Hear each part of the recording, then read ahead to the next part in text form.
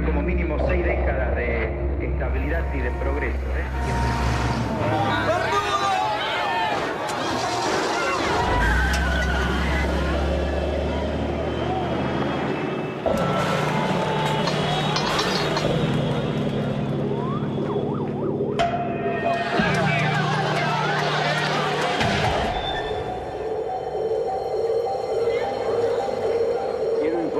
Que ante eso he decretado el estado de sitio en todo el territorio nacional. He informado al honorable Congreso. Nuestro país vive horas difíciles que muestran la culminación de un largo proceso de deterioro.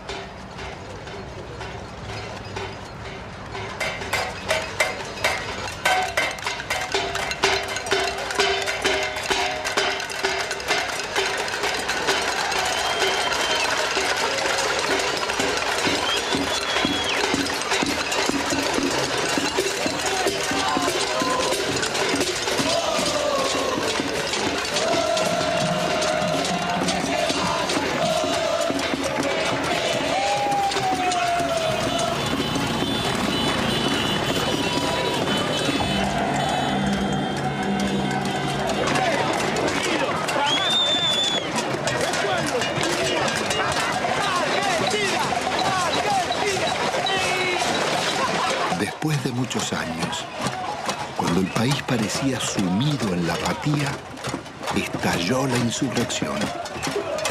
Era la patriada espontánea de los nadies, que haciendo sonar sus cacerolas, se derramaba por los barrios y ocupaba la ciudad de las instituciones y los bancos. Terminó de hablar y la gente se volcó espontáneamente. Acá no convocó a nadie. Yo tengo 50 años, hace un mes y medio que no trabajo y laburé todos los días de mi vida, todos los días. Porque no quiero el estado de sitio, porque no quiero ser una súplica del Fondo Monetario Internacional. Es un modelo que no va más, se tiene que ir de la rúa y con él todos los delincuentes que lo apoyan.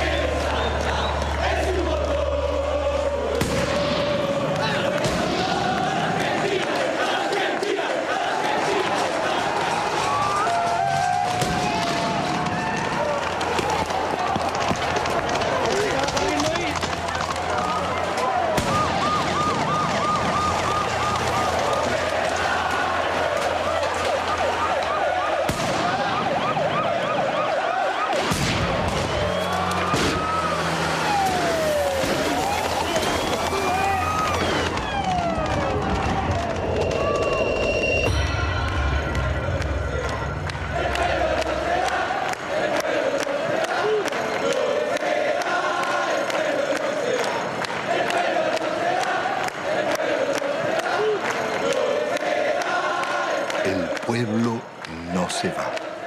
Son trabajadores, amas de casa, empleados, jubilados y estudiantes, herederos de aquellos que por décadas habían desafiado dictaduras y persecuciones, soportado ajustes y en democracia traicionados. ¿Qué había pasado en la Argentina? ¿Cómo era posible que en una tierra tan rica se sufriera tanta hambre? El país había sido devastado por un nuevo tipo de agresión, ejecutada en paz y democracia. Una violencia cotidiana y silenciosa dejaba más víctimas sociales, más emigrados y muertos que los del terrorismo de Estado y la guerra de Malvinas.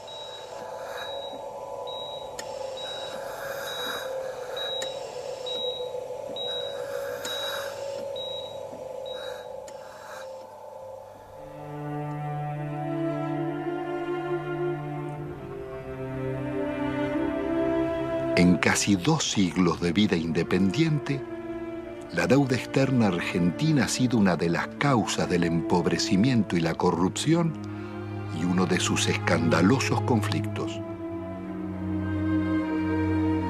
Desde el primer empréstito firmado por Rivadavia en 1824 con la banca inglesa Baring Brothers, la deuda serviría para fortalecer a sus socios argentinos, controlar finanzas y transferir recursos a las metrópolis.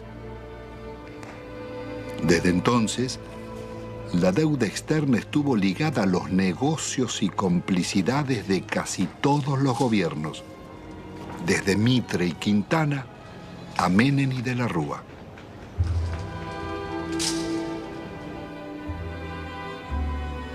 La política del endeudamiento fue gestando en la Argentina generaciones de tecnócratas y funcionarios más dispuestos a servir a bancos y corporaciones internacionales que a defender su país.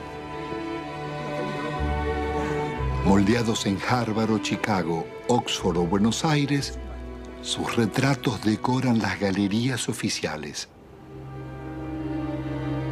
Allí están colgados desde lobistas del siglo XIX, como Manuel García y Belaustegui, hasta los últimos directores de la banca pública, Pedro Pou, Macarrone y Colombo. Administradores de una deuda que había nacido en los años 70 con la dictadura militar. Hemos dado vuelta una hoja del intervencionismo estatizante y agobiante de la actividad. La deuda contemporánea se inicia en forma ilegítima con la dictadura militar. A pesar de que la justicia demostrara su origen fraudulento, la presión del establishment pudo más. Desde entonces, serviría para condicionar gobiernos y enajenar el patrimonio público. Es todo un símbolo que en el Salón de los Acuerdos luzca una estatuilla de Canning, regalada por el gobierno de Su Majestad en 1857 por el honorable reconocimiento de la deuda.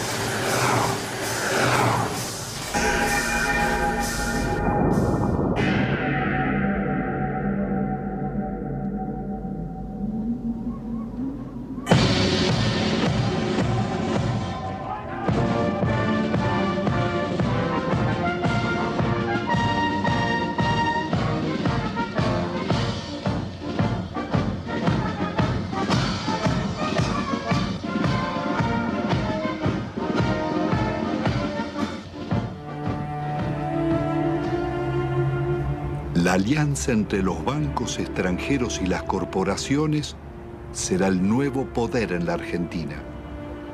Después de 7 años de plan neoliberal, el gobierno de la dictadura deja un país hipotecado con una deuda externa de 45.000 millones de dólares. La mitad es deuda privada.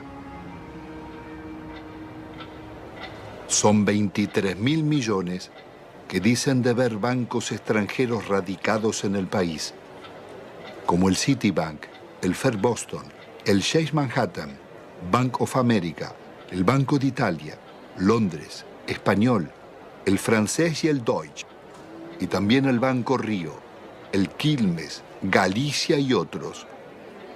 Multinacionales como ESO, Fiat, IBM, Ford, Mercedes-Benz, Swift, Pirelli, los grupos empresarios locales de Pérez Compán, Bulguerón y Bridas, Macri, Techin, Fortabat, Pescarmona, Gruneisin, Soldati, Cogasco, Celulosa y otras.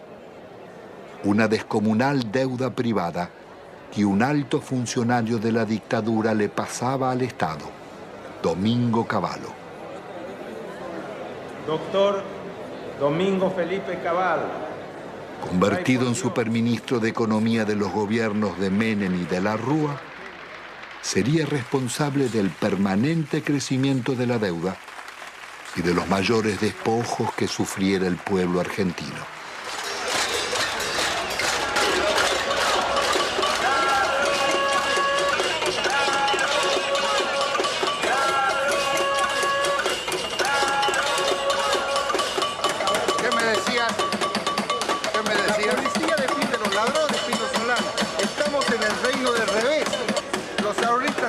Manifestarse pacíficamente en defensa de sus ahorros que han sido confiscados por el banco en complicidad con el gobierno nacional.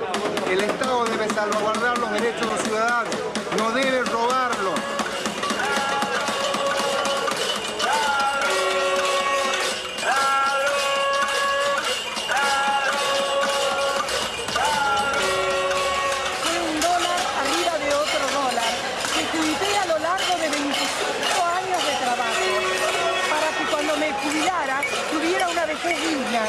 Cosa que el gobierno no me da. ¿Por qué no nos tratan los bancos como tratan a sus ahorristas en el exterior?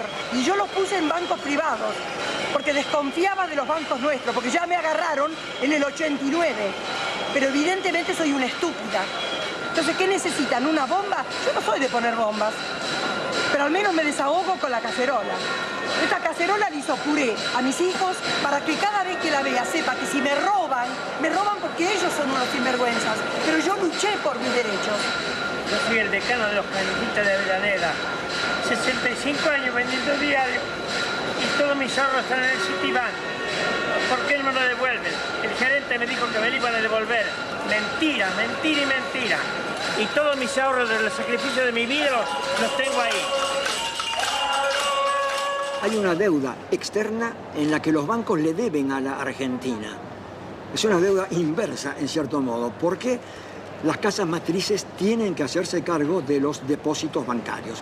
Eso está en la jurisprudencia argentina desde 1971, en el famoso caso Swift-Deltec, en donde se resolvió que la casa matriz era responsable por las deudas de sus filiales. Y es una estafa que el Estado tenga que hacerse cargo de las deudas del sector privado. ¿Y el caso de nuestra deuda externa? La deuda está plagada de ilegitimidades.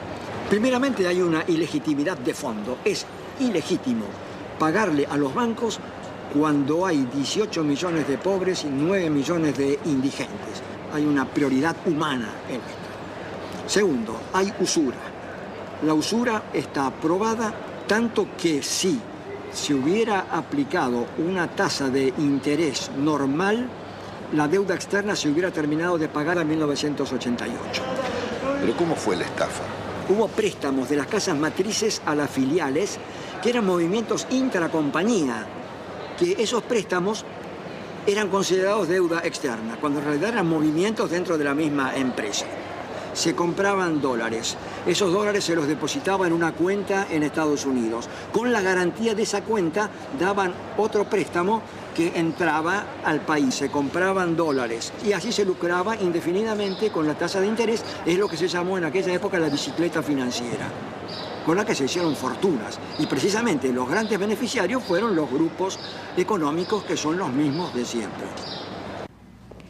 Al finalizar el gobierno de Alfonsín, la deuda externa se aproxima a 54.000 millones de dólares.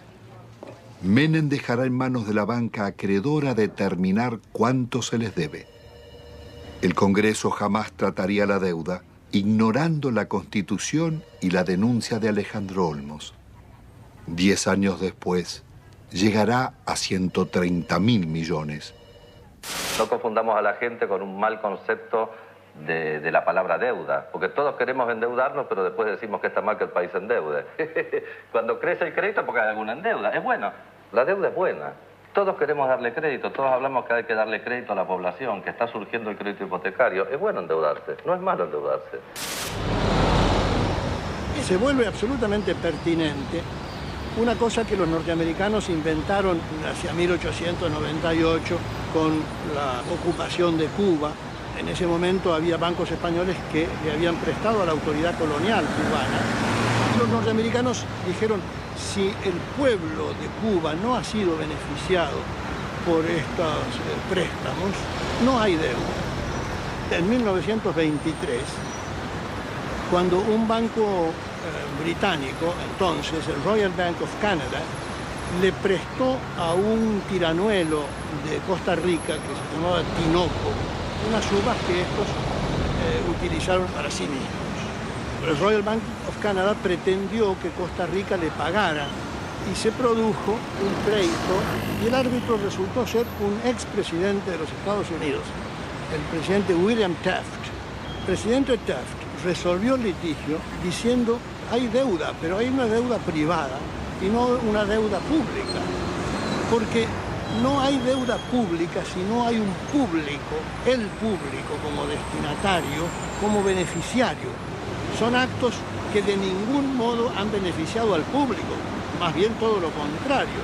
Han hecho que la persona que compra en un supermercado y paga el IVA resulte el quien paga finalmente estas deudas privadas de grandes empresas, de grandes compañías o de gente en todo caso muy rica.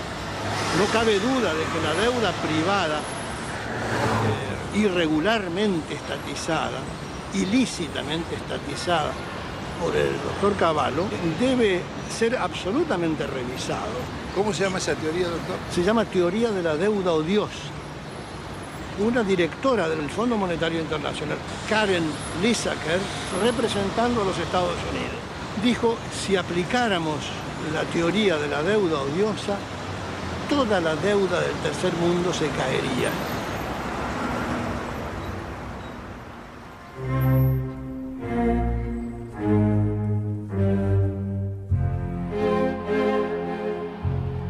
La democracia retorna de la mano del radical Raúl Alfonsín con un discurso socialdemócrata. Promete defender los derechos humanos, dar batalla contra la pobreza y demostrar que con la democracia se estudia, se cura y se come.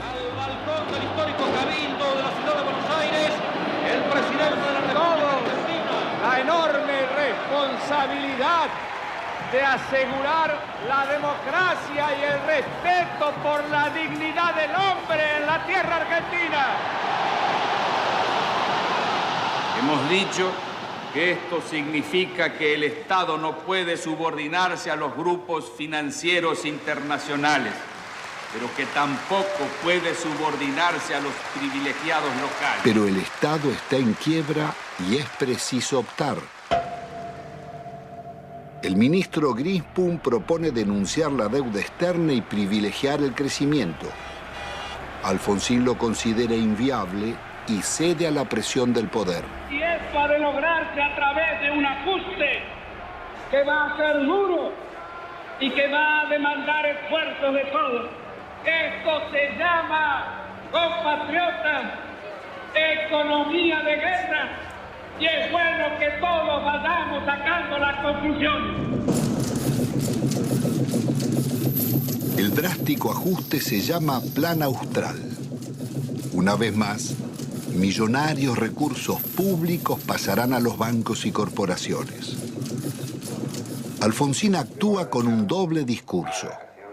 Promete investigar la deuda, pero ordena al presidente del Banco Central legitimarla.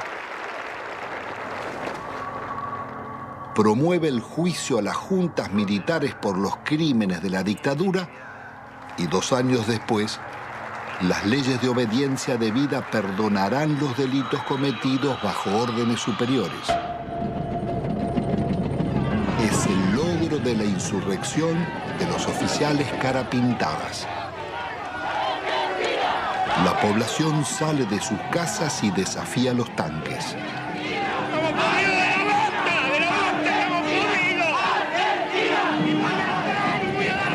Alfonsín absolverá a los golpistas. Compatriotas, felices Pascuas. Los hombres amotinados han depuesto su actitud. Algunos de ellos, héroes de la guerra de las Malvinas, que tomaron esta posición equivocada.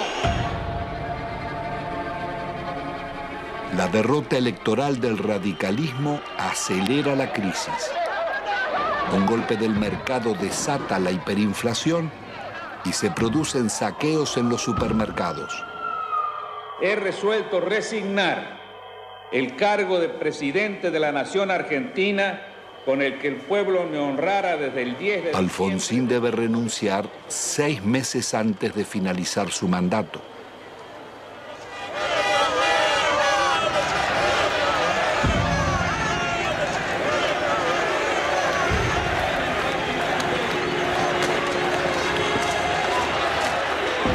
El justicialista Carlos Menem llega a la presidencia argentina después de haber gobernado varias veces la provincia de La Rioja, una de las más pobres del país.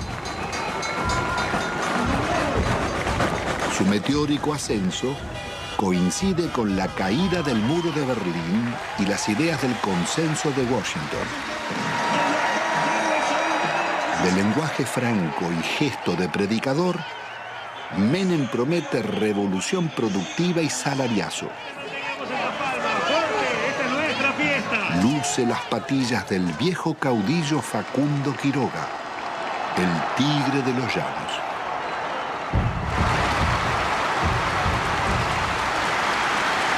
Argentino por argentino de pie, por los niños pobres que tienen hambre, por los niños ricos que tienen tristeza, por los hermanos sin trabajo, por los hogares sin techo, por las mesas sin pan, por nuestra patria. Yo les pido que me sigan, síganme, no los voy a defraudar, no los voy a defraudar, no los voy a defraudar. Ante la mirada de Dios y ante el testimonio de la historia, yo quiero proclamar: Argentina, levántate y anda. Hermanas y hermanos, con una sola voz para decirle al mundo: se levanta a la faz de la tierra una nueva y gloriosa nación. Son los tiempos del supuesto fin de la historia. El discurso único de la globalización y las democracias neoliberales en América Latina.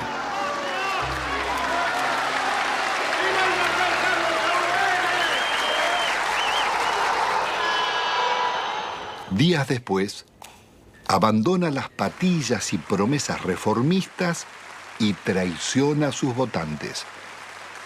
El programa de gobierno será el de la minoría liberal conservadora que lidera el ex golpista Álvaro Alzogaray. Hoy todo cambió y una nueva relación ha comenzado. También una nueva forma de vivir y de pensar. Aunque todos parezcamos los mismos, un cambio decisivo y fundamental se ha instalado entre nosotros. Y es un hecho de justicia histórica que este cambio lo realice un presidente justicialista, cerrando así el ciclo que comenzó hace 40 años. Jamás nadie como Menem había osado llevar la traición como bandera, ni ejecutar con tanto cinismo acciones contra la nación. El travestismo del nuevo jefe va a pulverizar medio siglo de resistencias populares. Impone la ideología de la derrota frente al modelo global. Indulta a los jefes de la dictadura y traiciona a millones de trabajadores que soportaron la represión. Abandona el antiimperialismo popular y la política de no alineamiento de Perón y Evita para establecer relaciones carnales con Estados Unidos. Su programa será el del Banco Mundial y el Fondo Monetario.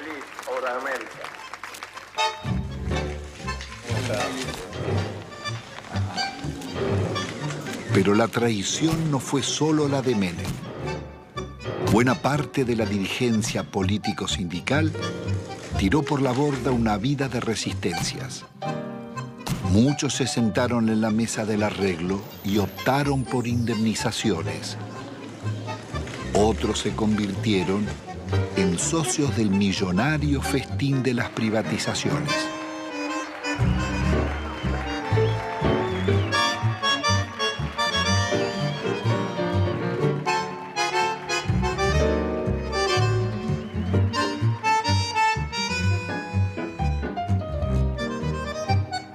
Senador Cafiero, usted que es un dirigente histórico del justicialismo, ¿cómo explica la traición de Menem?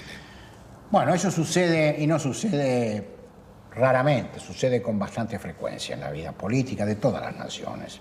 Hay un librito chiquito francés que se llama El elogio de la traición, donde se demuestra o se dice que es absolutamente intrínseco a la política la traición. Es decir, usted para llegar tiene que mentir, porque si usted dice lo que realmente piensa, la gente no lo va a votar.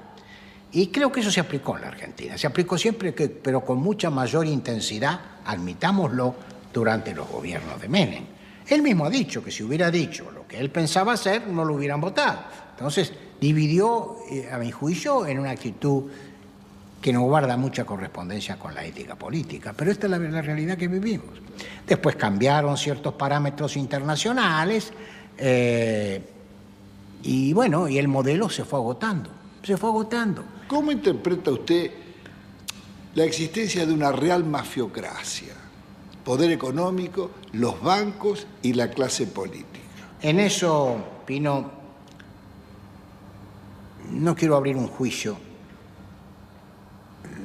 diría yo, absoluto. Mi larga vida humana y política me dice que a veces hay que relativizar un poco las cosas. No todo es blanco y negro. No todo es corrupto y puro. Hasta la misma sociedad argentina, en su conjunto, no puede atribuirse la pureza y asignarle la corrupción a sus clases dirigentes. En definitiva, las clases dirigentes emanan de la propia sociedad. En la Argentina no solo hemos fallado los políticos, y yo asumo la parte de culpa que me corresponde. Yo podría decir que han fallado muchos estamentos dirigentes de la sociedad argentina, y que si hay que hacer un juicio general, estamos todos en el infierno del Dante. Bueno, es indudable que la traición es muy efectiva. La traición es de una potencia política fenomenal, justamente porque es traición, porque te cala en lo más hondo, porque viene por la espalda, porque no estás preparado, porque se da de quien menos la esperás, si no, no sería traición. En ese sentido, el PJ es el alumno más desarrollado, más excelso de esa visión que expone Cafiero. Yo no tengo duda que si a esta sociedad le ofreces a votar San Martín o el Hombre Araña, elige a San Martín. Ahora, si le das a elegir entre el Hombre Araña y el Caballero Rojo, después la solución no se la podemos adjudicar a la sociedad. Entonces, Sociedad con escaso protagonismo. Partido que defeccione de sus ideas históricas y se pone al servicio del enemigo. Movimiento obrero reducido, achicado por la desindustrialización y copado por los traidores. La justicia disciplinada a esas transformaciones que se iban a realizar. La oposición con escaso margen de maniobra. El resultado concreto.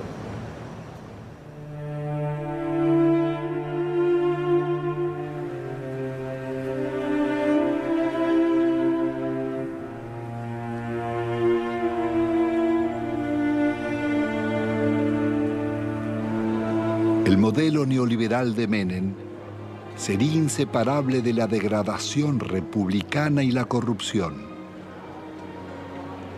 Su plan político requiere una Corte Suprema de Justicia y tribunales federales adictos, más la delegación de poderes especiales por parte del Parlamento. Al mes de haber asumido, consigue su ley de leyes, la reforma del Estado, que le abre las puertas a las privatizaciones. El Senado de la Nación trata hoy una ley trascendente para el país, que por primera vez va a atacar en forma frontal las deficiencias estructurales que tiene el Estado Nacional en su conjunto y a través también de sus empresas públicas. Nuestro reconocimiento en nombre del presidente de la República Argentina, porque con este proyecto en su ejecución iniciamos la revolución productiva.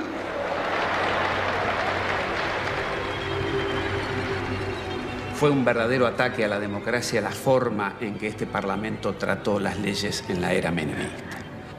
Le otorgó al Poder Ejecutivo facultades extraordinarias, poderes omnímodos, la suma del poder público. Y las delegaciones le posibilitaban al Poder Ejecutivo privatizar todas las empresas del Estado, sin inventario, sin balance, sin certificar si realmente la explotación de las empresas arrojaban ganancias o arrojaban pérdidas.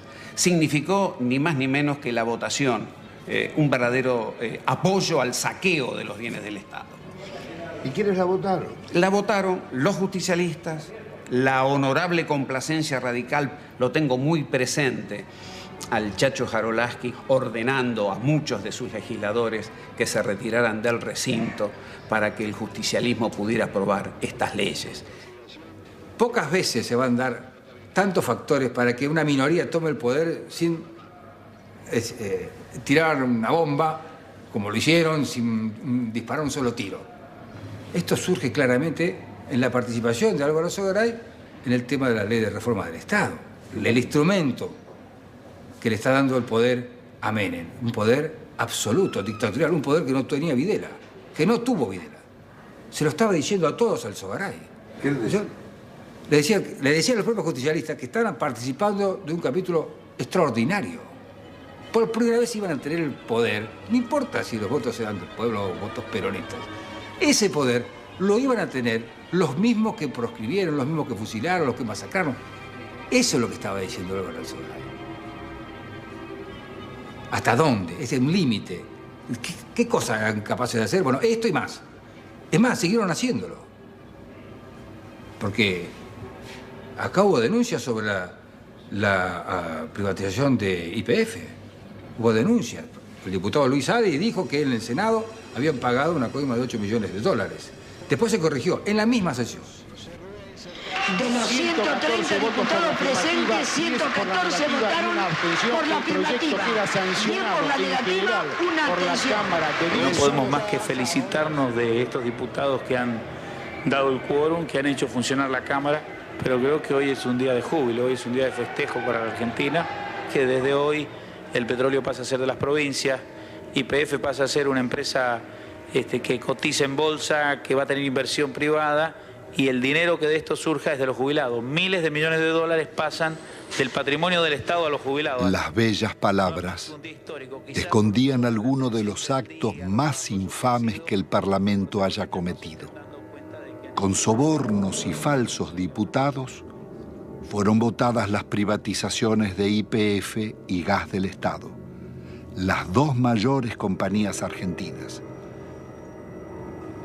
no solo el país perdía las empresas que más habían invertido en su industria, sino que los jubilados y trabajadores serían estafados.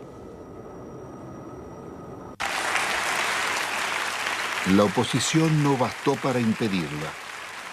Diputados disidentes del justicialismo formarían el Grupo de los Ocho. Reformar el Estado no es privatizar. En un país en emergencia no se puede empezar despidiendo trabajadores. Otras voces opositoras al despojo de la petrolera fueron amenazadas o agredidas.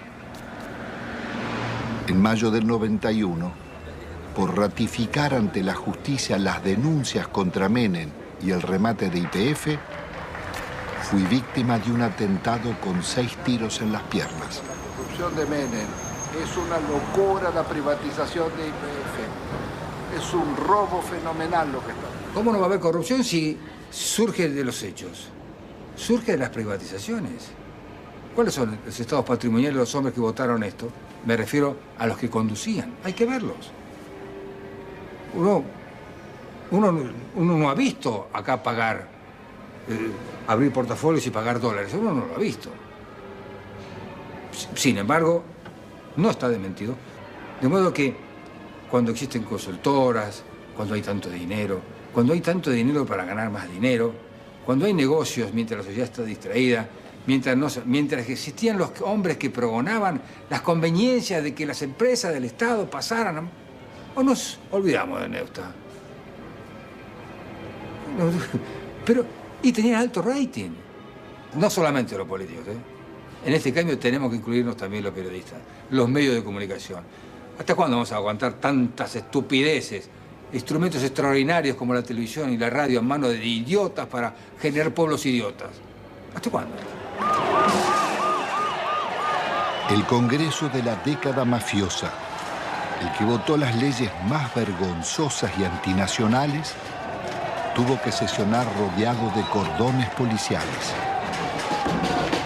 Fueron tantos los atropellos contra el pueblo que todas las semanas se oyeron sus reclamos. Llegaban jubilados, maestros, empleados estatales, estudiantes, obreros y desocupados de todos los gremios.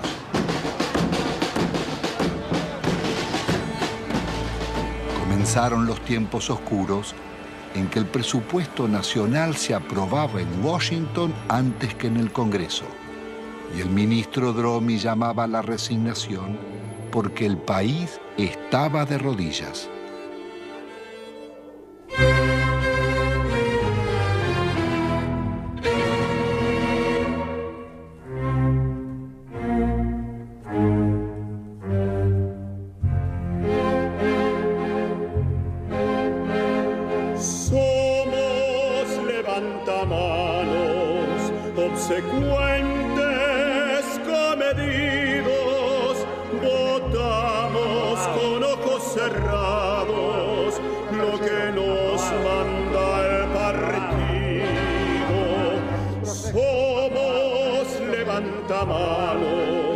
Legislamos con olvido y al votante traicionamos a pesar de los silbidos.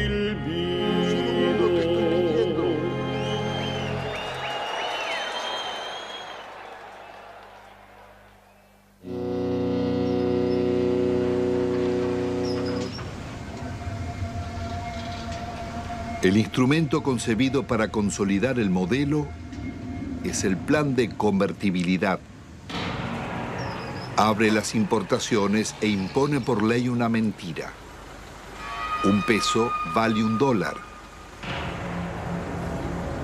Logra detener la inflación, pero deja indefensa la industria nacional.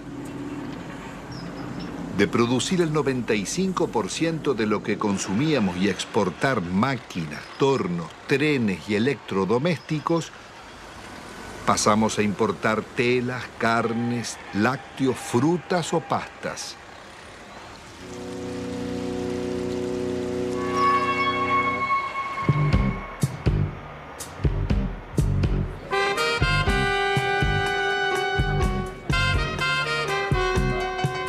El país se dolariza.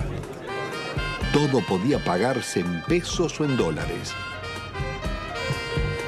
Pero con inflación cero, las tarjetas de créditos y los bancos cobraban intereses usurarios del 50% anual, cuando en Estados Unidos y Europa eran del 7%. La fiesta del dólar a un peso impidió competir a comerciantes y empresarios llevándolos a la quiebra. Desaparecerían miles de industrias y talleres, textil, metalúrgica, autopartista, manufacturas domésticas y muchas otras.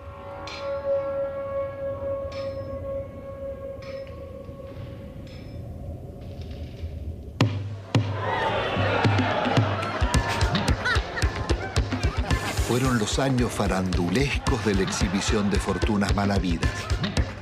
Tenemos que tratar de no robar por lo menos 2 años. Es lícito la coima, es lícito apropiarse de lo ajeno. Si alguien tiene que meter la mano en la lata, la ponga despacito, chiquitito, que no se vea. La vida se privatiza y se amuralla. Nace el país de los custodios y los countries, el de los ricos y famosos. ¿Usted es peronista? Siempre fui, siempre fui. El pizza con champán.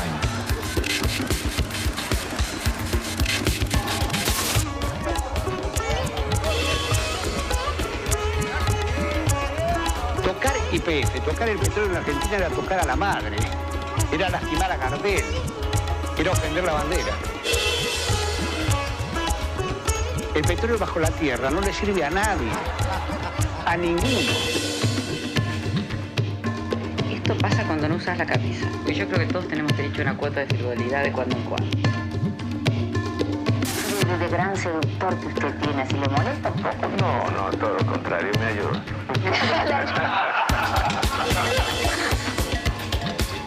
Perdón, mi amor, porque realmente hace calor acá, ¿eh? Qué guapo que es. Cómo mejoran la estética los políticos, ¿eh?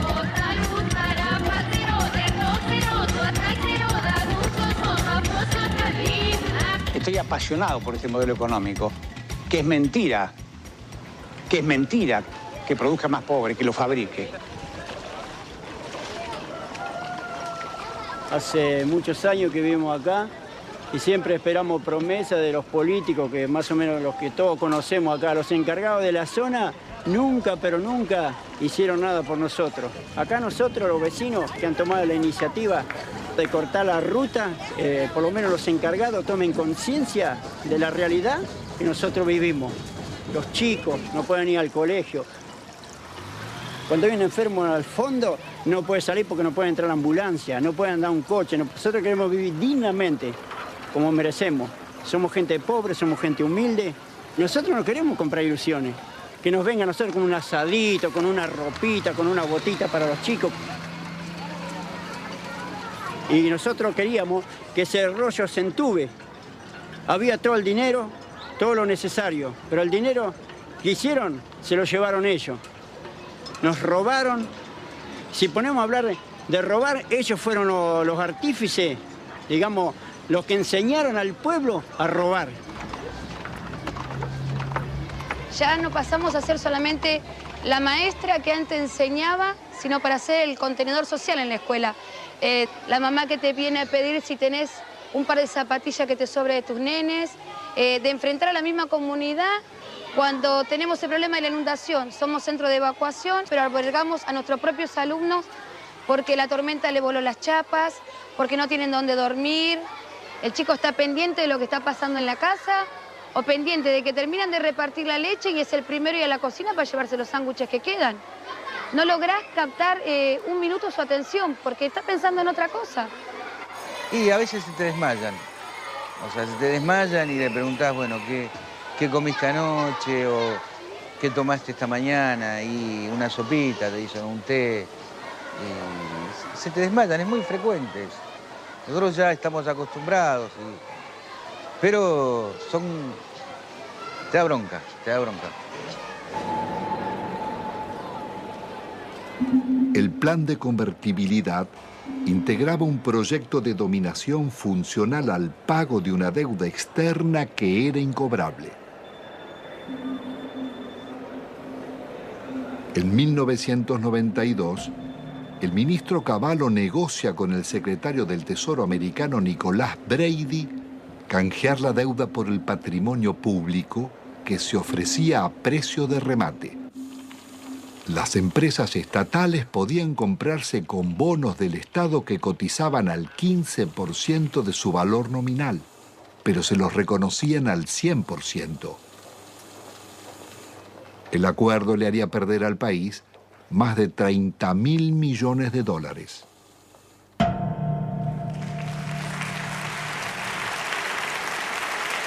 El gobierno de la Nación Argentina cumplimenta esta noche 7 cabalísticas privatizaciones, 7 sectores estratégicos del quehacer nacional.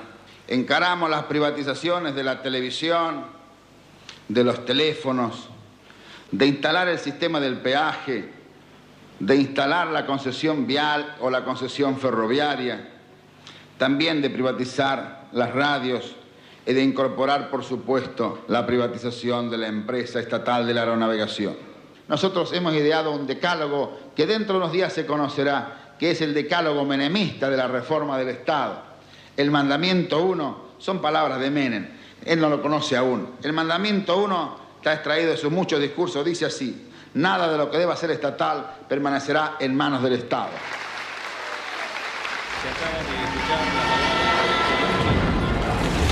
Nada quedó en pie. No importaba qué eran ni cuánto valían, ni cómo o por qué debían venderse.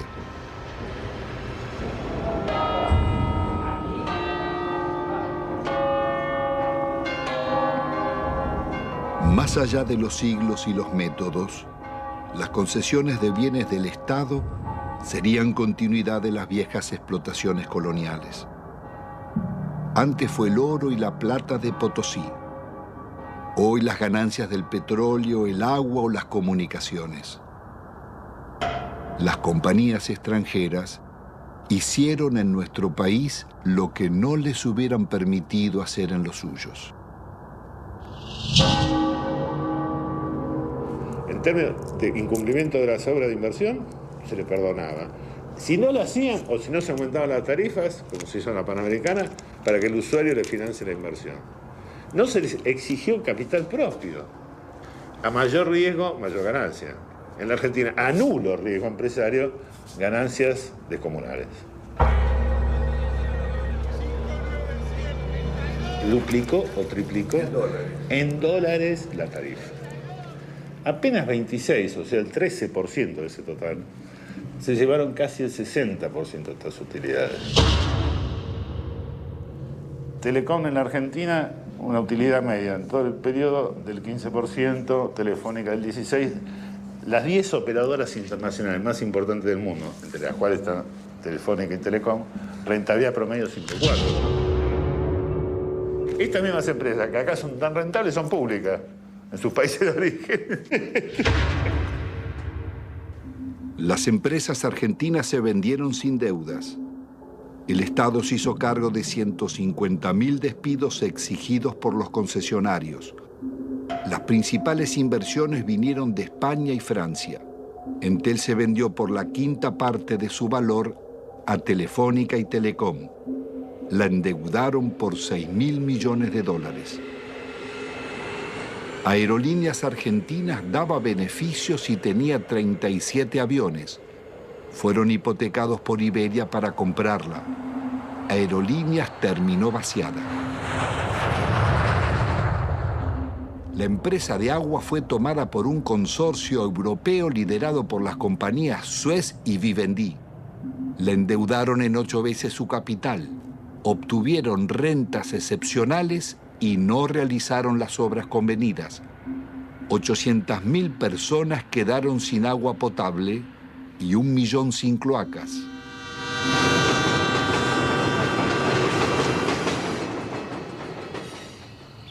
Quizás no exista en la historia nacional un vaciamiento igual al de los ferrocarriles.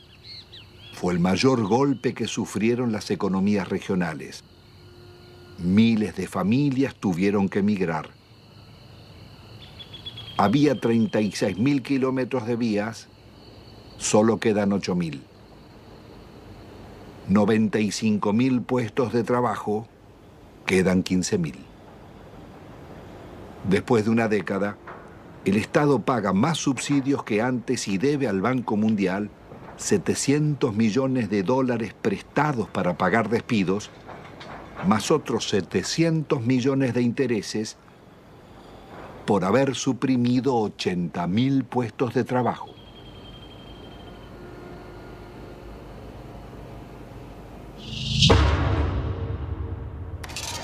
Cuando se hicieron las privatizaciones, no había subsidio para nadie, al contrario, el argumento para privatizar ferrocarriles fue el déficit.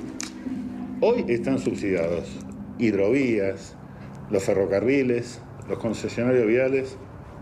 La magnitud de subsidio recibido por las rutas nacionales fueron 1.100 millones de dólares. Y dejaron de pagar 980 millones de dólares de canon. O sea, se robaron 2.000 millones de dólares. Deben pagar un canon por el uso económico de un bien público nuestro como sociedad. Ninguno pagó el canon. ¿Quién no pagó? Ninguno. Ni los concesionarios viales, ni el Correo, ni Unequian. Sistemáticamente la seguridad jurídica en Argentina fue unilateral. Es para las empresas. Pues, siempre que renegociaron en contra de los usuarios y consumidores. ¿Cuál es la razón para que siga funcionando semejante impunidad? La política. Y los negocios políticos y los acuerdos políticos. Las privatizaciones se hicieron a la medida de las corporaciones.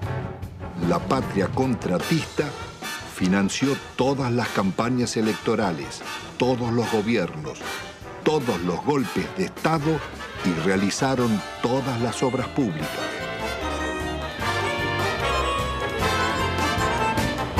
Ningún otro sector gozó de tantos privilegios, mercados cautivos, subsidios millonarios, ventajas impositivas, sobreprecios, condonación de multas e incumplimientos, prórroga de concesiones y especificación de deudas en dólares. Fueron expertos para no cumplir los contratos con el Estado, defraudarlo, litigar contra él. Estos son Sogma y Sideco de Macri, Bridas de Bulgeroni, Loma Negra de Fortabat, Pecom de Pérez Compán, Techín de Roca, Benito Rollo, Pescarmona y otras.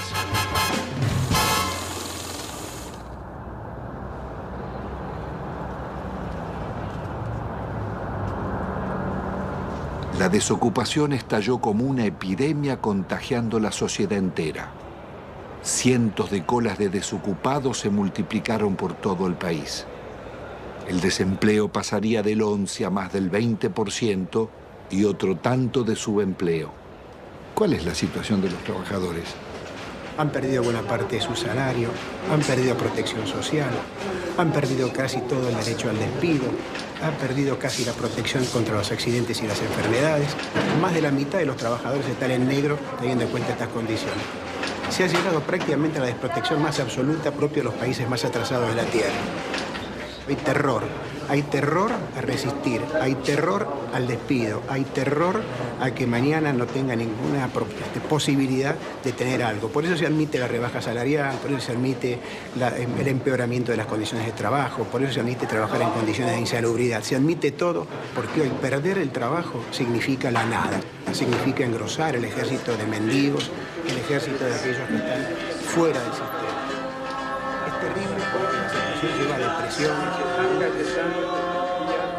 En el país latinoamericano que tuvo los más avanzados derechos sociales, decenas de miles de necesitados acuden a la iglesia de San Cayetano, patrono del trabajo, pidiendo ayuda. Gracias al Señor nuestro Dios. Es justo y...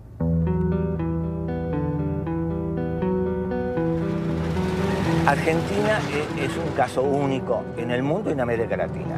No se conoce un país que haya entregado su gas y su petróleo sin haber perdido una guerra.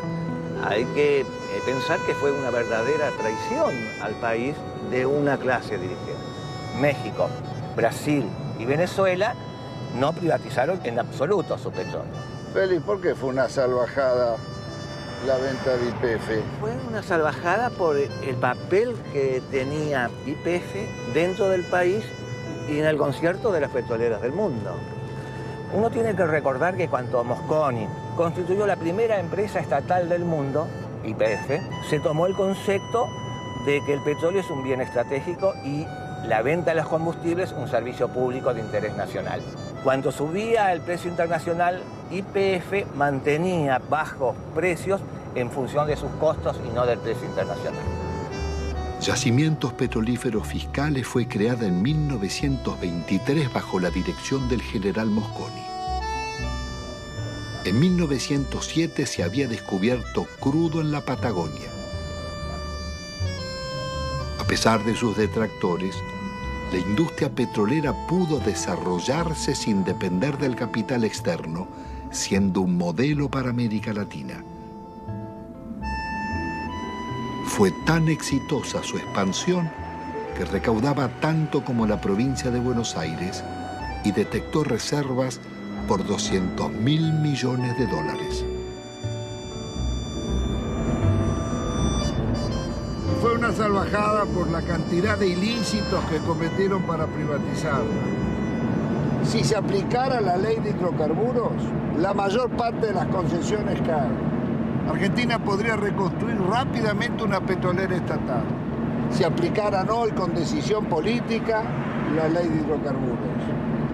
Las áreas estratégicas donde más habíamos invertido las concedieron por 25 años por lo que esos pozos producían en 9 meses. El remate fue tan grosero que Menem mismo se llevó las acciones a Nueva York para venderlas. A 19 pesos una acción que costaba 38 y 350 millones de acciones por 19 pesos tenés la estafa del país. Fue tan grande la estafa que se contrató a la empresa McKinley para que rebajara las reservas argentinas y al año siguiente se subieran al mismo nivel que se tenía anteriormente. Vendieron un área con una reserva, supongamos, 100, y la reserva del área tenía una reserva de 140. El monopolio de las 4 empresas nos ha castigado con las tarifas más caras del mundo y paga regalías de las más bajas del mundo. ¿Pero y quién controla los pozos? Sacan lo que quieren. Sí, y hacen simple declaración jurada. ¿Cómo? Por simple declaración jurada nos dicen, nos informan a los argentinos lo que extrajeron. El valor de la reserva y de lo que está bajo tierra y el valor de las instalaciones se lo regalaron. No hubo que montar nada. Estaba el área con los muchachos adentro, con los equipos adentro y estaban los caminos donde se colocaba el petróleo. El petróleo iba a tal caño, iba a tal otro caño. Toda la que está era la excelente infraestructura que habían tenido las empresas del Estado, especialmente YPF. Si acá no se construyó nada porque las empresas del Estado, tan castigadas, trabajaban con un horizonte de planeamiento para los próximos 20 años, cosa que se olvidó. Están disfrutando de eso. Si están viviendo del crédito que le dejaron las empresas del Estado en cuanto significa bienes de infraestructura, petroleros y gasíferos. Esta es la realidad de la Argentina. Tampoco se comprendería el desarrollo industrial argentino ni la Patagonia sin la acción de YPF. Había desarrollado gasoductos, acerías, caminos y usinas e hizo nacer decenas de ciudades promoviendo el progreso social de sus poblaciones. Ahí estaban, entre otras, Comodoro Rivadavia, Caleta Olivia, Cutralcó y Plaza Huíncul, que fuera el primer campamento petrolero de la provincia de Neuquén. Bueno, todo esto que está desolado, que está tapiado, que está abandonado prácticamente, era lo que era Campamento 1 y este sector era la administración, el corazón de YPF. Y esto a partir de la privatización, la gente se comienza a ir porque tiene que buscar otros medios de vida, por eso se producen los abandonos de los hogares, digamos, se buscan otros horizontes. ¿Se ganaba bien? No, si los sueldos eran, no teníamos ningún problema. No había problema de salario acá, de necesidades. Nunca nos faltaba un peso a nosotros. Lo que pasó fue un crimen, un asesinato. Esto es impensable. Nadie podía imaginarse que podría suceder una cosa de Las privatizaciones, acá por lo menos en la zona, se hicieron prácticamente sin inventario. Acá había un montón de elementos que había dejado YPF que desaparecieron. Grandes motores, por ejemplo, vehículos de rezago, material nuevo, trépanos, herramientas, ropa. Había muchísimas cosas que no estaban inventariadas y nadie sabe dónde fueron a parar. Acá se puede desarmar un galpón que nadie sabe dónde está, ni cómo está, ni por qué está. Bueno, esto es lo que queda de la empresa PEXE, que fue formada por el sindicato petrolero SUPE, para que los trabajadores de alguna forma hacerle creer de que iban a ser empresarios. La empresa presenta quiebra, hay sueldo, plata que nos deben. Eso contaba con la complicidad de la gente del SUPE que sabía de todo esto. Ellos conocían muy bien el desmantelamiento que se estaba haciendo de YPF.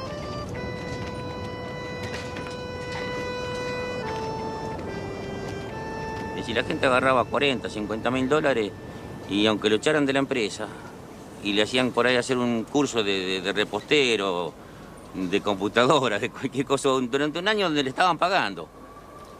Entonces la gente por ahí aceptó la privatización y aceptó el despido, sin pelear. Porque claro, tenía la plata en el bolsillo. Lo que pasa es que esa plata después se la fue gastando. Se compraron vehículos, se ampliaron casas, se pusieron kioscos, negocios. Mucho desocupado. Muchísimo desocupado. Nosotros podemos hablar de 5.000, 7.000 desocupados o más. No hay censo. No hay censo serio que nos diga hay tantos desocupados. Pero sabemos que son miles los desocupados. Sabemos que somos miles los que estamos subocupados y que vivimos a medias. Pero los desocupados no solo fueron los de YPF. A ellos se sumaron otros miles de las industrias y comercios que cerraban. Años después, en el invierno del 96, Utralcó protagonizaría una pueblada. Nos estamos cagando de hambre nosotros. Le damos el gas, le damos el petróleo, le damos la electricidad y nos pagan así. Agotados sus reclamos por trabajo, miles de desocupados se instalaron en la carretera nacional durante días y noches, soportando 10 grados bajo cero y resistiendo las cargas de la gendarmería.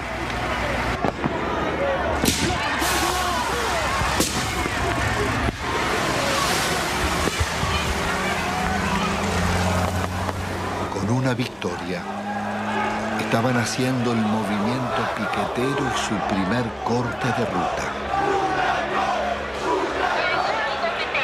Me retiro del lugar y las fuerzas que vinieron conmigo también. La juez ordenaba el retiro de la gendarmería. ¡El pueblo ganó! ¡El pueblo! ¡El pueblo ganó!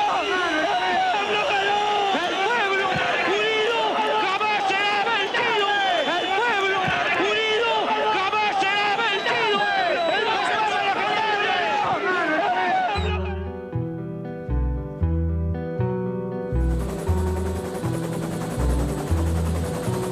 La del Estado era un orgullo de todos los argentinos y era una de las 2 o 3 empresas que en el mundo eran tomadas como modelo. ¿Por qué, Gustavo? Porque tenía un manejo de desarrollo gasífero en un país muy especial, con los yacimientos muy lejos, que era prácticamente un relojito. Entonces la copiaban los europeos y la copiaban incluso alguna empresa norteamericana. Y además porque en 50 años de trabajo había incorporado 5 millones de argentinos a disfrutar del gas natural.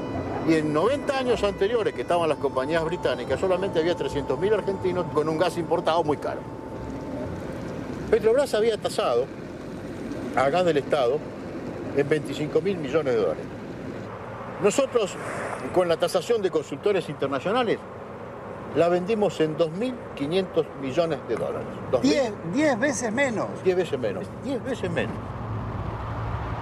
La acción depredadora de Repsol en la región fue tan grande que la comunidad mapuche llevó sus denuncias a los organismos internacionales.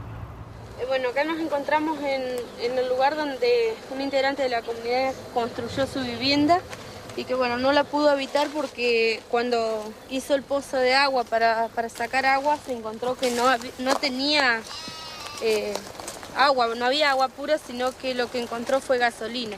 Este es el caño que puso mi papá en el año 95, supuestamente para sacar agua, para el consumo y para para sembrar algo.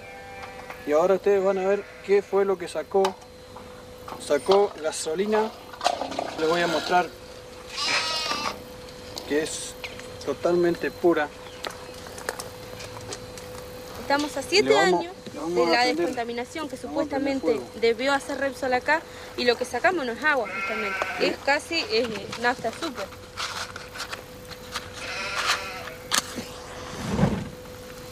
Ahí está. Esto no solamente acaba en 55 hectáreas, sino está toda la napa contaminada del agua. De acá hacia abajo, donde da el curso de la napa, el agua se va hacia abajo.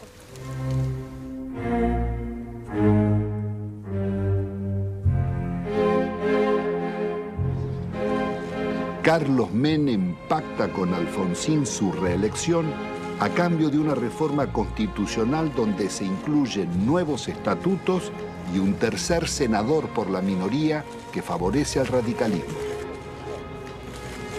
El Pacto de Olivos o Pacto del Bipartidismo se realiza sin consulta ni debate, de espaldas a la ciudadanía para garantizar la continuidad del modelo. La reforma viene a legitimar a Menem, que ha promulgado más de 300 decretos leyes, 10 veces más que en toda la historia nacional.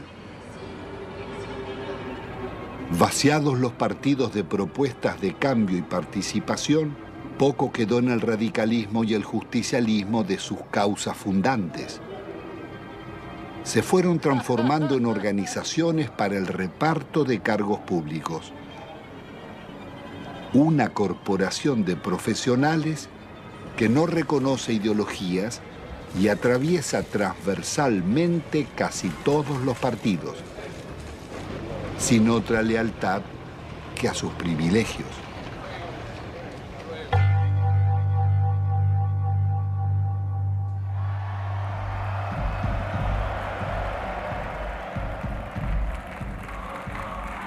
De la otrora poderosa Confederación General del Trabajo, solo queda el eco de antiguas multitudes. Su asociación fervorosa con Menem terminaría vaciando los gremios de trabajadores.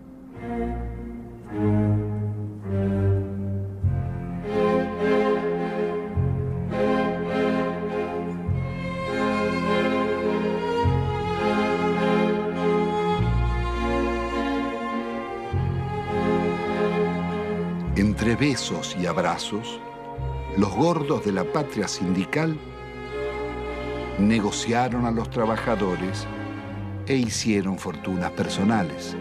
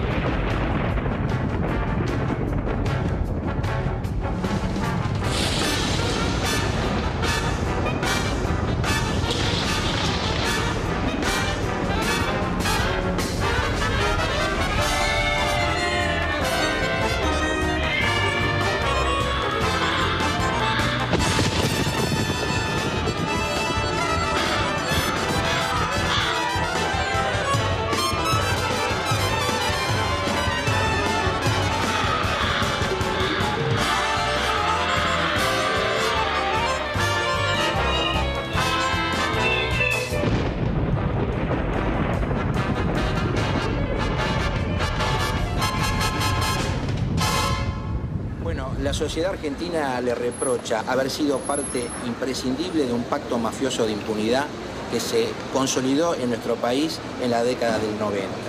Se le reprocha haber admitido, haber legitimado el remate de las empresas públicas al mejor postor y de una forma realmente a precio vil.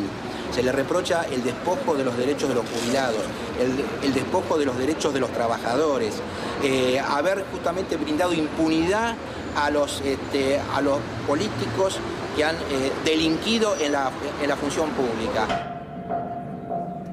En las últimas décadas, Ninguno de los altos funcionarios que delinquieron contra el Estado fue condenado.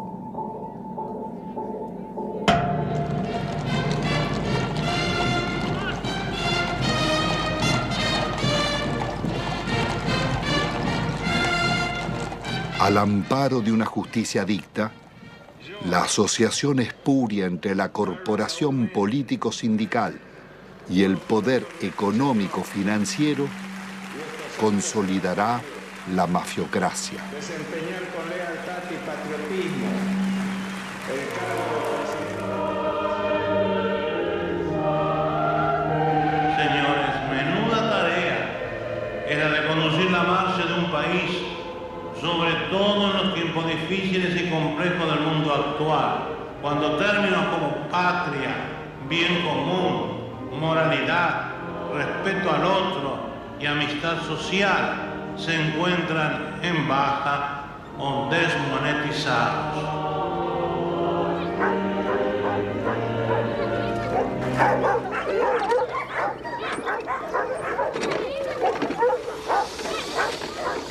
¿Qué va a comer? Tengo 7 chicos, no tengo trabajo, no tengo no tengo ni mercadería, nada, no tengo colchón, no tengo colcha. En la indigencia total estamos aquí. No se puede estar acá.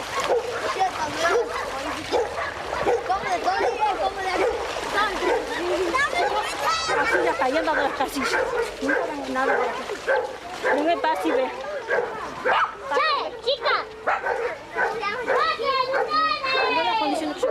¿Cómo se me ha mojado todo? No tenemos ayuda de nada.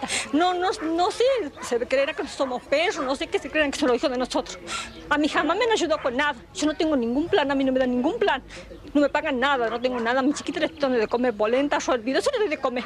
O mate cocido, porque no tengo. Es la verdad, no tengo. Usted mismo ve, se me moja todo porque no tengo. ¿Con qué me dan una casilla?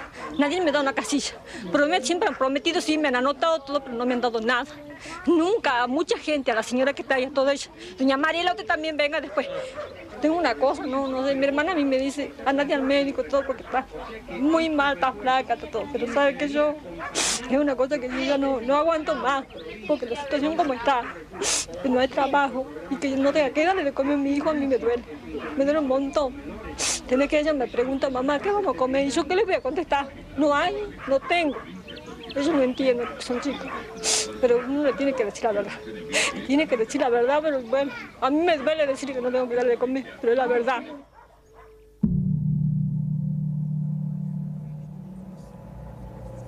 La mafiocracia une empresarios con políticos y magistrados, traficantes con funcionarios, sindicalistas y comunicadores. Fueron tan hondas las complicidades como hipócrita su accionar.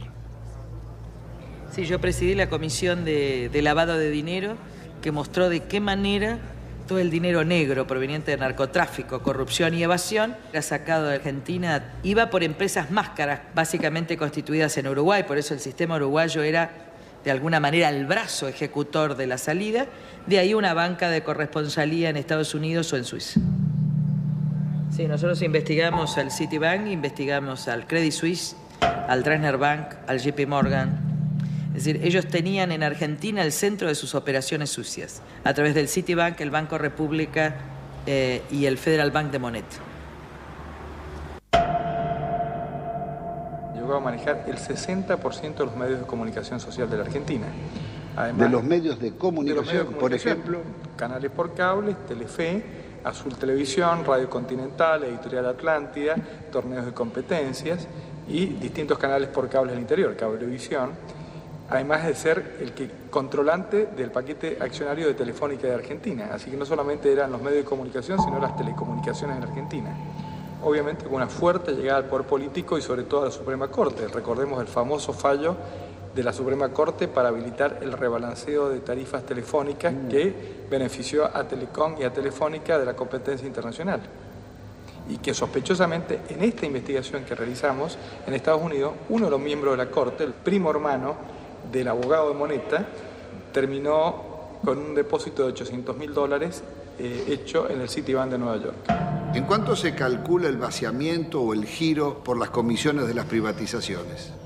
Entre 5.000 y 10.000 millones de dólares. ¿Y quiénes son los responsables? Hay 3 personajes centrales, Cavallo, Menem y Cohen. Es decir, en el periodo de los últimos 10 años. Y un banco lavador, el Banco General de Negocios. Ahora, también detectamos nosotros coimas pagadas al gobierno de Alfonsín, básicamente al Banco Central de la República Argentina, por parte del BCCI, un banco lavador de narcotráfico que después financió el 80% de la campaña de Menem. Queda clara la complicidad entre la clase política, el narcotráfico y finalmente la política también de exacción. El saqueo de fondos públicos a través de retornos y sobreprecios fue norma en las contrataciones del Estado. Se calcula que más de un 20% de la inversión pública se diluyó en comisiones. El ministro Manzano, aludiendo al presidente, diría: robo para la corona.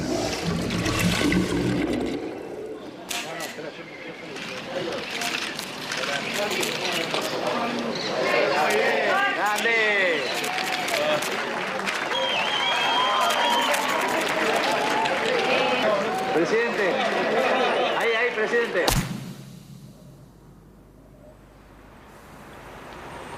Uno de los mayores focos de corrupción fue el PAMI, Obra Social de los Jubilados.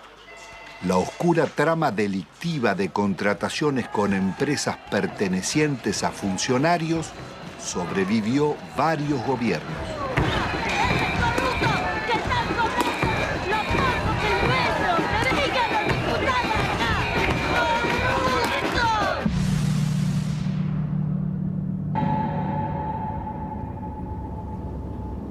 Yacyretá es una de las más grandes represas de llanura del mundo, con un dique de contención del río Paraná de 67 kilómetros de largo.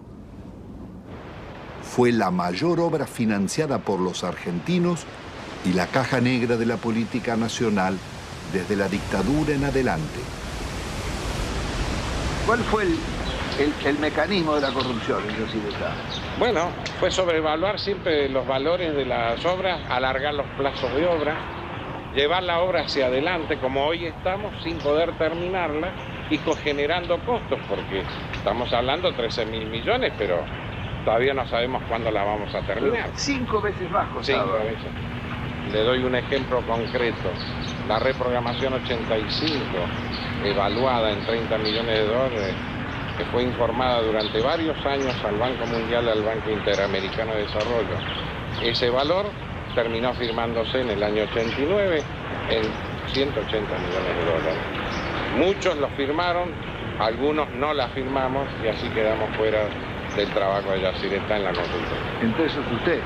Entre ellos. ¿Y quién estaba era un frente a la señor consultora? Carretoni, fue el que manejó toda la campaña de Alfonsín en su momento y de Angelos en el otro. Convencional constituyente también. Convencional constituyente en el 94. El señor Carretoni, que era el dueño de la consultora libre del Grupo Argentino. Suegro del director general de la constructora. ¿De quién? Repítemelo. El señor Carretoni, suegro del ingeniero Rizzo. Es decir, que el jefe de la consultora que debía controlar costos, terminación, calidad técnica de las obras, era el suegro del constructor. Exactamente, eso.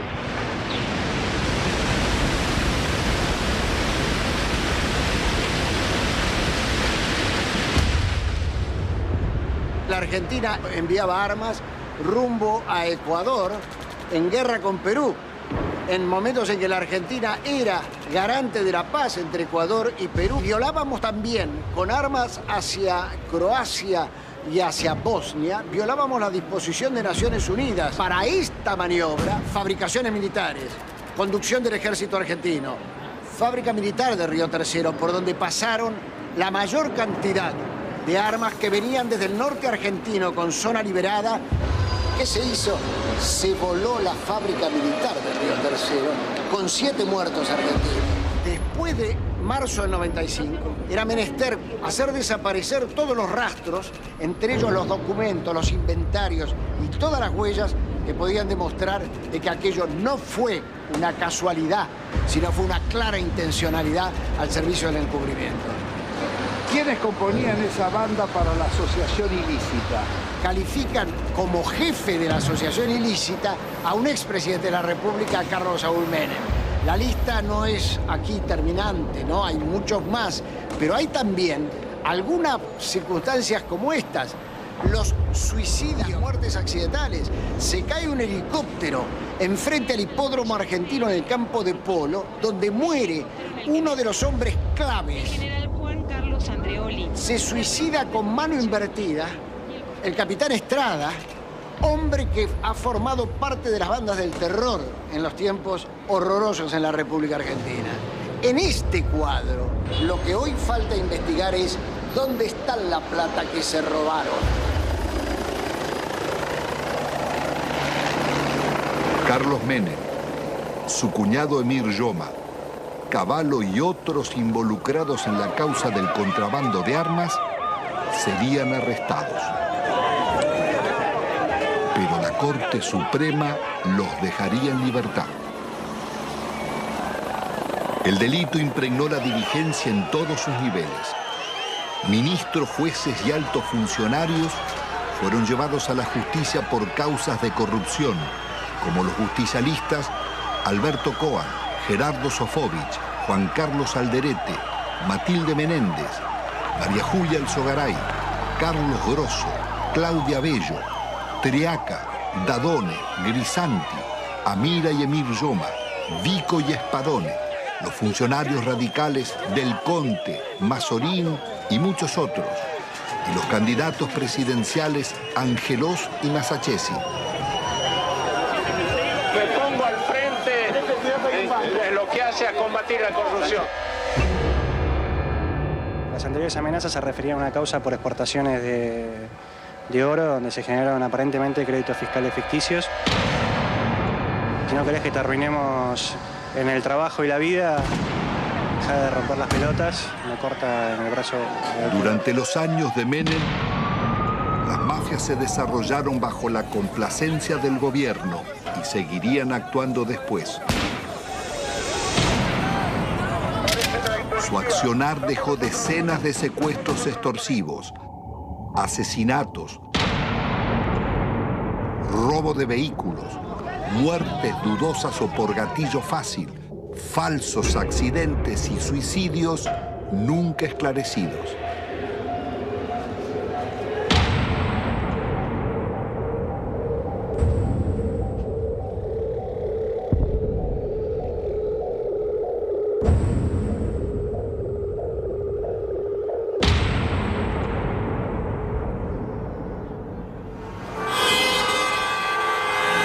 En la Argentina de los grupos mafiosos, la campaña mediática de la Alianza promete trabajo y lucha contra la corrupción, respetando el modelo económico y la deuda externa.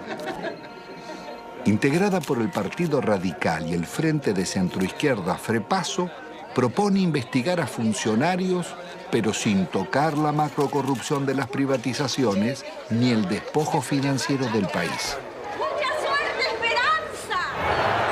Fernando de la Rúa y Carlos Álvarez derrotan al candidato justicialista Eduardo Duhalde. El nuevo gobierno continuará con las políticas recesivas del Fondo Monetario. ¡De la Rúa! ¡Arriba de la Rúa! Una vez más, el mandato de la ciudadanía será traicionado. Rebaja de salarios públicos y aumento de impuestos.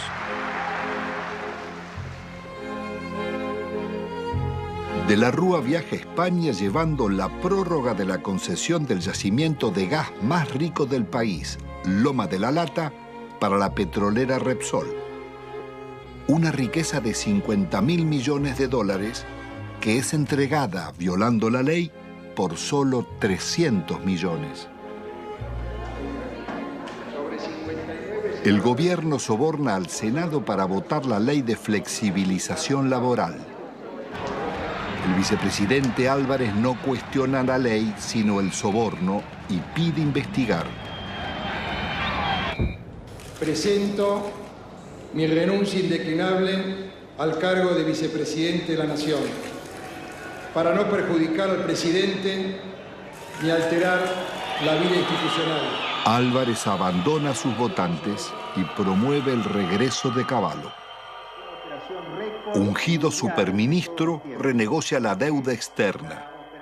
La operación llamada Megacanje es otra gran estafa que le costará al país 55.000 millones de dólares. El milagro argentino terminó en una catástrofe social. Los planes de Cavallo liquidaron a la clase media, hicieron más ricos a los ricos y más pobres a los pobres. El 60% de la renta quedaba en manos del 10% más rico.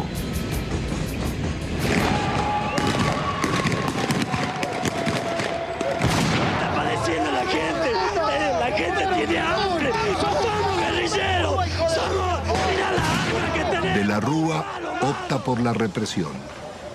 2 jóvenes desocupados son asesinados en Corrientes al desalojar un puente. Otros 3 piqueteros baleados en Salta y Jujuy. Jamás un presidente constitucional había dejado tantos muertos en tan poco tiempo.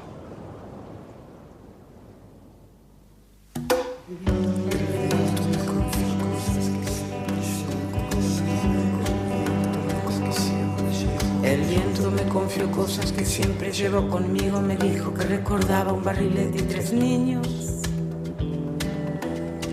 Que el sauce estaba muy débil, que en realidad él no quiso. Que fue uno de esos días que todo es un estropicio. Iba cargado de culpa y seguía confesando. En su lomo de distancia no cabalgaba ni un pájaro. Era un fantasma ese viento, un alma en pena penando, y en ese telar de angustias tejió sus babas el diablo. Aquí se pudo prever con exactitud qué iba a pasar luego de cada ajuste económico que existía en el país. Los famosos ajustes, estos desde la época de Alfonsín, de Menem y demás, cada ajuste significaba la irrupción en el hospital de una cantidad enorme de desnutridos, de niños desnutridos y de sus familias. Entonces era como decirse uno a otro, mirá, esperemos, todos 3 meses hay que preparar cama. Venía una cantidad impresionante de chicos desnutridos. Hasta que nos hartamos y en el año 82 salimos a la calle e hicimos un gran movimiento que salió en todos los diarios y que interesó a todo el país. Pero la política siguió, la política del ajuste. Cada ajuste era una puñalada en el corazón para un médico que venía aquí porque sabía que después de ese ajuste, 3, 4, 5, 6 meses más, los chicos que nacían en ese periodo no iban a comer. Entonces íbamos a tener esta cantidad de chicos y de ahí nació este documento que nosotros hicimos hace poco que dice, otros toman las decisiones, nosotros lo vemos morir. Pero resulta que cuando nosotros empezamos a leer, traducíamos bibliografía del inglés. Entonces nosotros veíamos cómo se solucionaba, cómo le arreglábamos los líquidos, cómo le arreglábamos las sales, cómo le arreglábamos las proteínas. Y después ya, viendo que cada vez eran más y que nos sobrepasaba, empezamos a leer otras cosas. Hasta llegamos a leer un libro argentino, Juan P. Garrahan, no sé si le suena. Dice, la desnutrición no es una enfermedad socioeconómica y cultural que se soluciona poniendo a trabajar a todos los factores de la nación.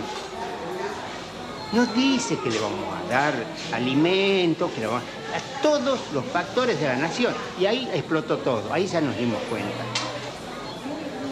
¿Qué hacemos nosotros con el desnutrido mandándolo a la casa? ¿Qué hace la nación?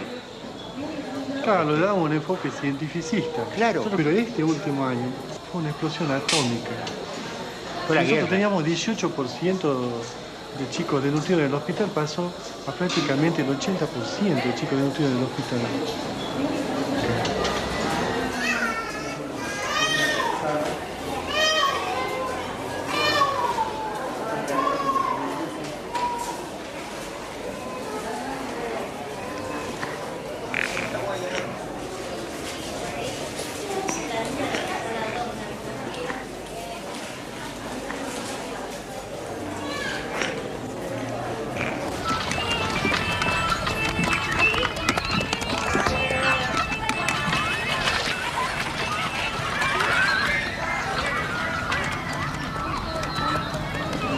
ustedes ven un basural, los niños sin padre, una chica de 14, 15 años embarazada, ningún padre, un montón de los hijos de nadie, donde comen un día sí, un día no.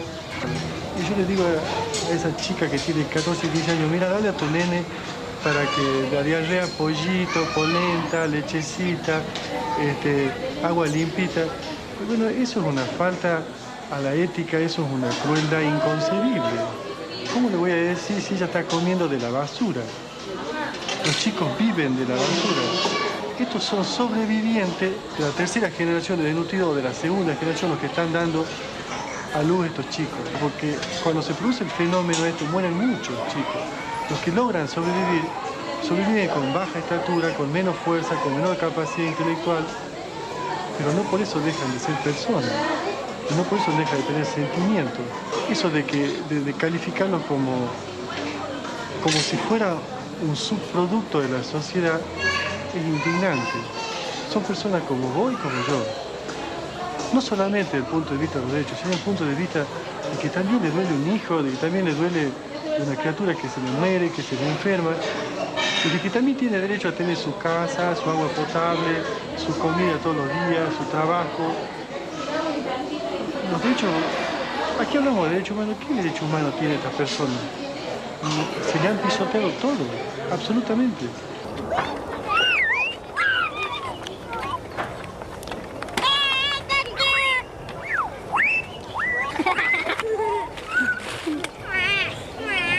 La idea que yo percibo es de que algún sector de la sociedad se está queriendo deshacer de estas personas. Molestan a ese sector de la sociedad. ¿Y cuál es ese sector de la sociedad? Están identificados, el que se llevó todo.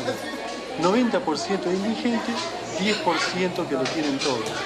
Entonces, ¿qué modelo? Esto no es un modelo, esto es una cosa que yo tengo 54 años y es siempre lo mismo. La historia es ajustemos. El que vino no sabía ajustar y sigamos ajustando. Y se cagan todo. Y los chicos se los va corriendo como de la mesa y caen abajo y no comen nada. Lo que no se quiere ver del país, que es la gente que nace, vive y muere sin documentos, sin estar registrada, la otra Argentina, la oculta, con los que están incluidos y los excluidos. Porque con los excluidos ya no nos interesa ni rescatarlo, que no se reproduzcan, ponerle DIU, esterilizarlo, sacarlo de circulación. Todavía nadie se animó a decir no mostrarlo.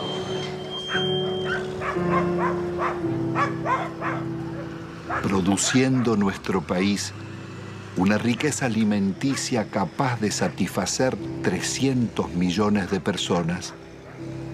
Los niveles de pobreza que denunciaba la película La Hora de los Hornos en los años 60 serían apenas el anuncio del genocidio neoliberal de los 90. De enfermedades curables o desnutrición, mueren cada día en Argentina 55 niños, 35 jóvenes y adultos, 10 mayores. Un promedio de 35.000 personas por año.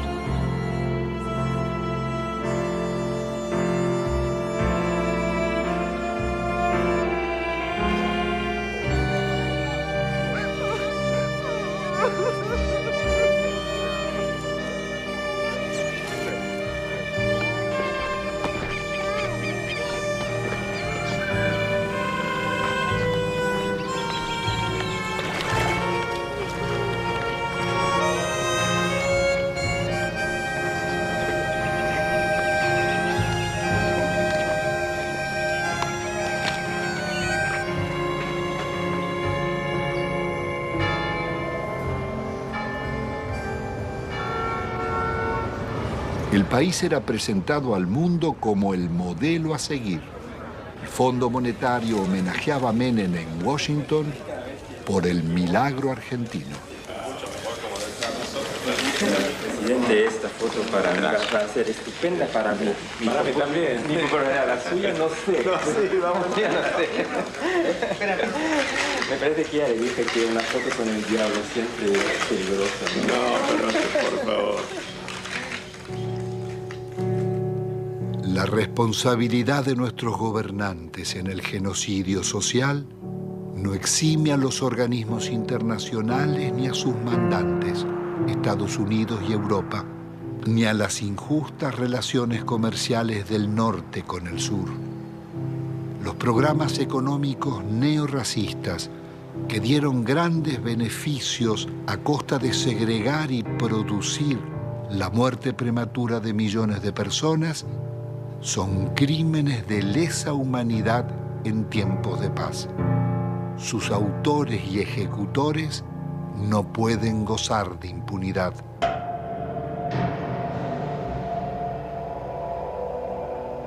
Después de un cuarto de siglo, el balance económico es devastador.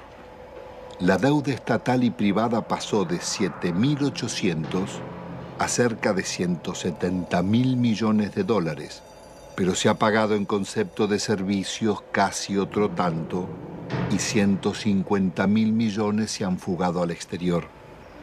Argentina ha perdido otros 150.000 millones por los subsidios agrícolas en Europa y Estados Unidos. Desde 1999, el crecimiento será cero y el país marcha hacia la devaluación y la cesación de pagos.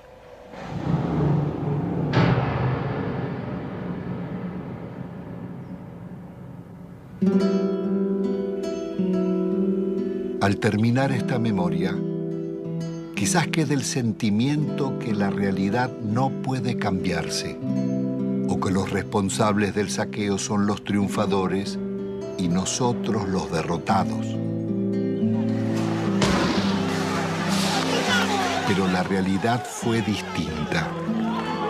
Ni la dictadura, ni Menem, ni de la Rúa consolidaron sus proyectos,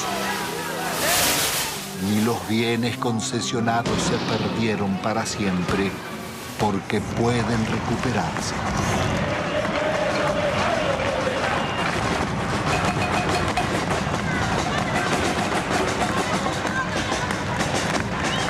El modelo neoliberal terminó en una hecatombe. Sus responsables no pudieron vender todo lo que deseaban, ni los mayores bancos públicos, ni los grandes astilleros Río Santiago, ni las usinas termonucleares, ni Yacyretá, Salto Grande o EPEC.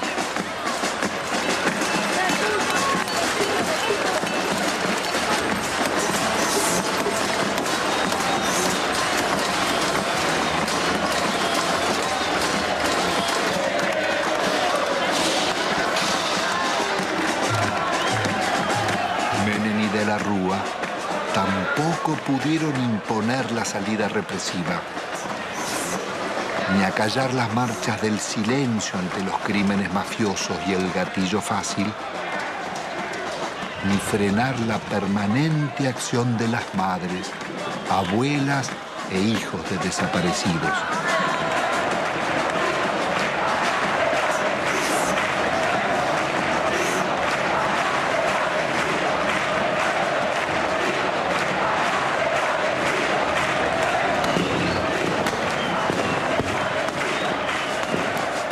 Impidió otra historia, la de miles de luchas y movilizaciones de resistencia del movimiento social desarrollado durante la década.